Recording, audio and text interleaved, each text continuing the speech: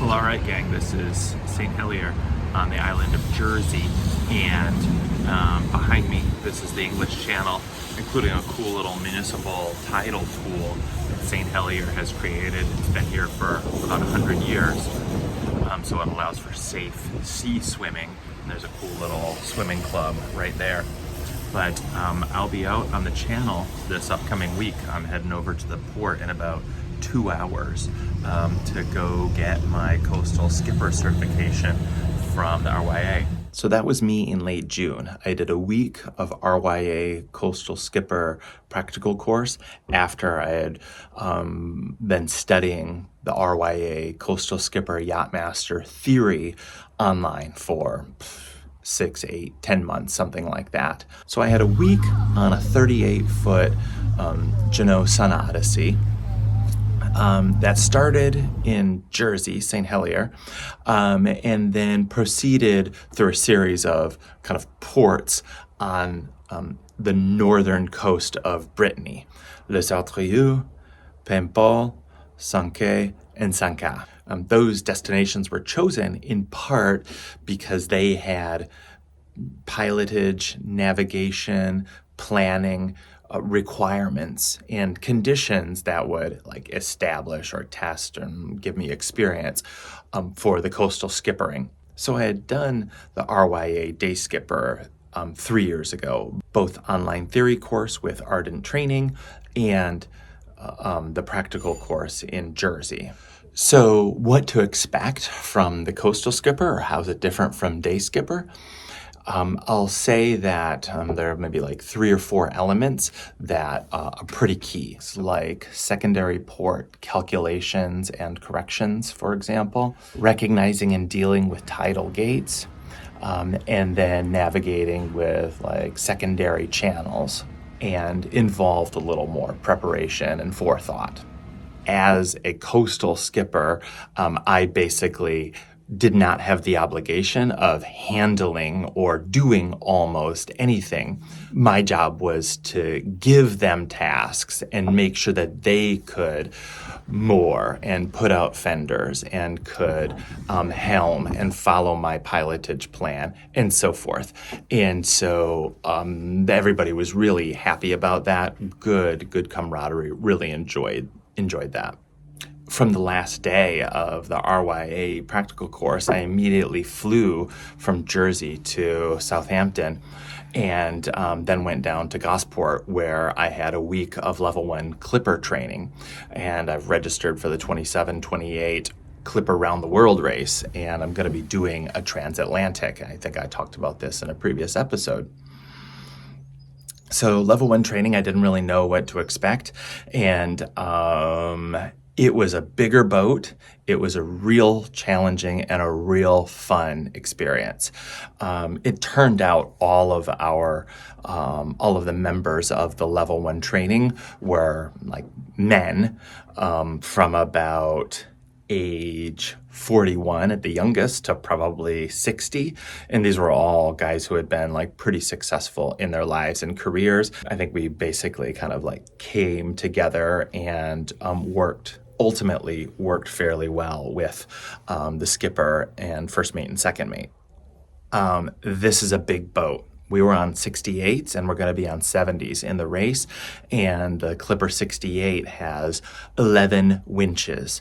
And you've got to know what each line is for, how to and when to array the lines upon those winches, and then you've got to be able to use them on the command and in coordination with people all over the rest of the boat.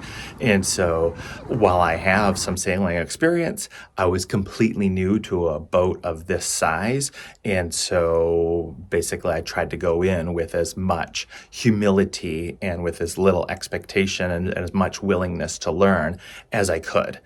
And that strategy worked out pretty well. You don't have to have any sailing background, so they more or less went from a couple people who maybe had never even really been on a sailboat up to people who had taken many long offshore passages.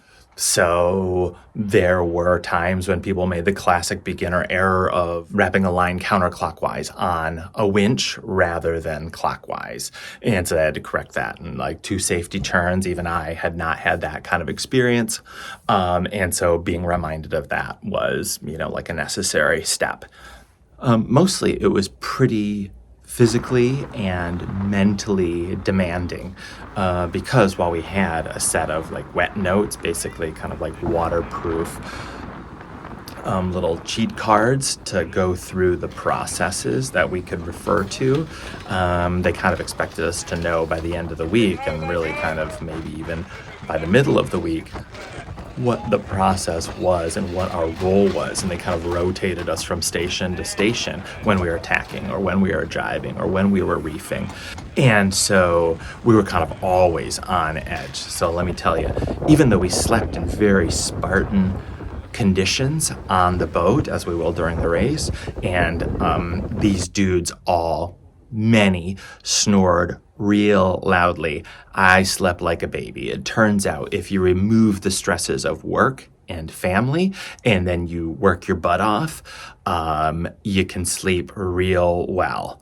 And so that's in part because it was so mentally and physically demanding. Even though there were plenty of breaks, I actually thought there were a few too many tea breaks. I think they didn't want to like kill anybody. And so we would do something for maybe 2 hours, and then we'd take like a 20-minute, 30-minute break for tea, and then do another thing for 20 minutes, and then we'd have lunch, etc., etc. I can't say enough good things about the experience. I am a much better mariner because of having gone through this week, and I'm really looking forward to level 2, level 3, and level 4, as well as the race. We had a really great second mate, first mate, and skipper, Jim Prendergast. That guy was real calm. I said I never felt like he lost his cool, even when we screwed up or when there was equipment failure.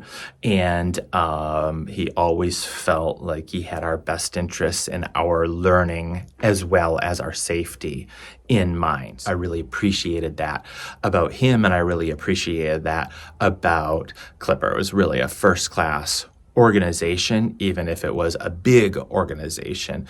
They really took care of you, and really things were pretty well organized. I also had the extremely good fortune. I did not meet Robin Knox Johnson, although he was around.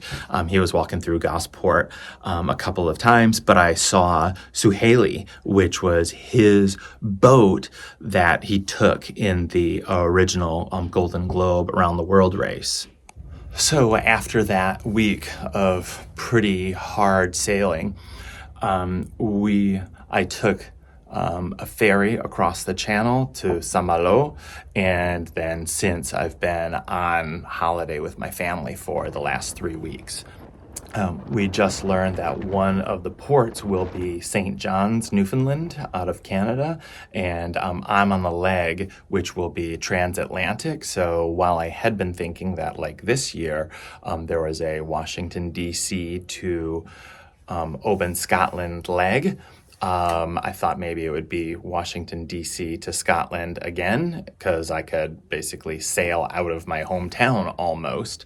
Looks like things won't quite line up in that fashion, but I'm real excited to get up to Newfoundland. It's actually been several years, maybe almost 20 years since I've been up there. Went up to Newfoundland, Halifax, and Saint-Pierre and Miquelon, and I've had the goal of getting back up there. So if that's our point of departure, I'm going to be a real happy man. I also had the good fortune of seeing some of my students in Gosport by a complete coincidence. The European Championships for the International sub race was being held in Gosport just a couple days afterwards. And so the team for Virginia Tech qualified during the spring, and one of my students in my maritime history class said, hey, we're going to be at the European Championships. I said, great, where is it? And they said, in England. I said, great. Where? And they said, Gosport. And I knew I was going to be there for Clipper. And so I said, wow, when? And they said, July 1st through 7th or thereabouts. I was like, wow, I'm going to be there too. So I got to see them, and Virginia Tech got second to a Quebecois polytechnic institution, which has always done very well at these races. This was Virginia Tech's first time there. They did great. So impressed with them. And I was really happy to be able to cheer on some fellow Hokies. See the light across the bay. I see the light not far away. And I hear music all around. I'm getting close to Portland town. So mother, won't you make my